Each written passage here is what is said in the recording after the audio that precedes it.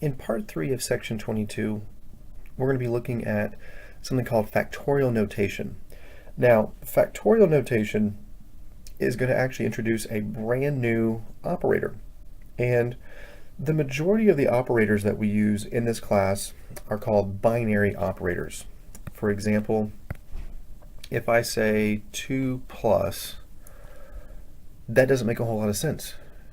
You should be saying 2 plus what? Because the only way that you can perform an addition operation is if you have two values. Hence why it's called a binary operator. Same thing would be true for subtraction. I can't perform subtraction without having two values. Multiplication would be the exact same way. I have to have two values for that. And even with division. We talked about this when we did synthetic and long division. There's no way to do division without having two values. One's called the dividend and one's called the divisor. Now there are other types of operators that only require one value. For an example, that would be say the square root of 4. You only need one numerical value to be able to do a square root operator. That's what the factorial is. The factorial is the type of operator that only requires one single numerical value to be able to execute. So I'm going to take you through this table so you can get an idea of what we're going to be looking at here. So if I have 0 and I want to do factorial, that's what this little symbol is right here. This is the factorial symbol. So we're going to kind of bounce back and forth between this definition and this example. So it says here in the definition 22.3, if n is a positive integer, the notation in factorial, or in exclamation point, is read in factorial. So the first one that I'm looking at is 0 factorial. Now it says down here by definition 0 factorial is going to be equal to 1. So we already know the answer to this. 0 factorial is 1. Now let's look at 1 factorial. 1 factorial is also going to be equal to 1. 2 factorial will be equal to 2 times 1, which is equal to 2. 3 factorial is going to be 3 times 2 times 1, which would be 6. 4 factorial will be 4 times 3 times 2 times 1, which is a grand total of 24. Now, I want to make an observation about what's taking place here. And perhaps you can start to see the pattern yourself. If I go on to, say, 5 factorial, 5 factorial should be 5 times 4 times 3 times 2 times 1.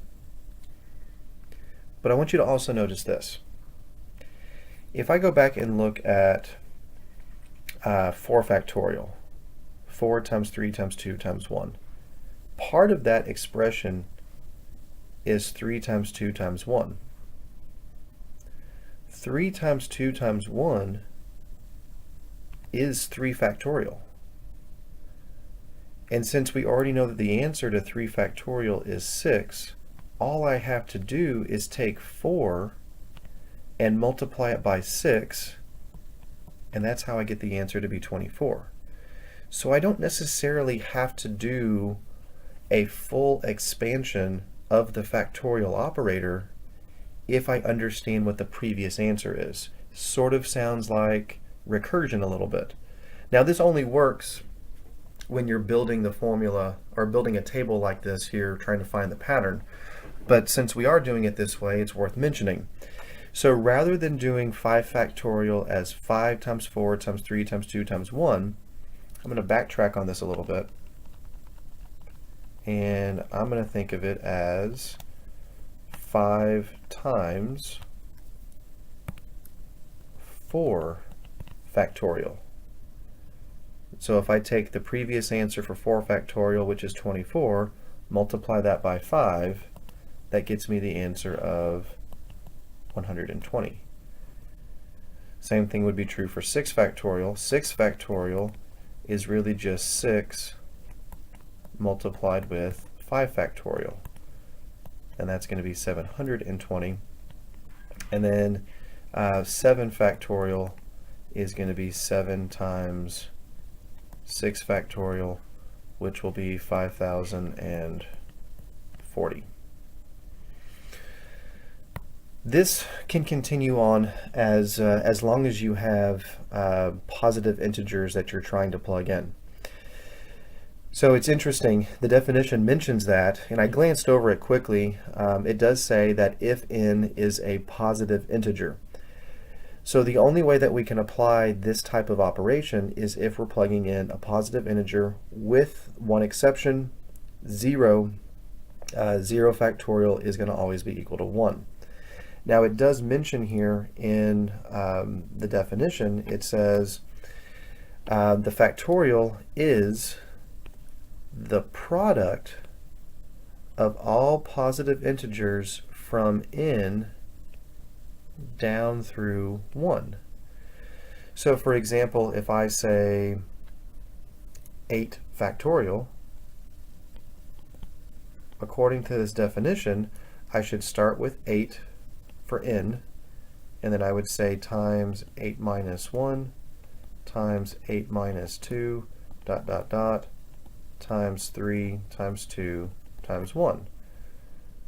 Well, if I think about it, 8 minus 1 is 7, 8 minus 2 is 6, and then eventually I would get down to 3 times 2 times 1.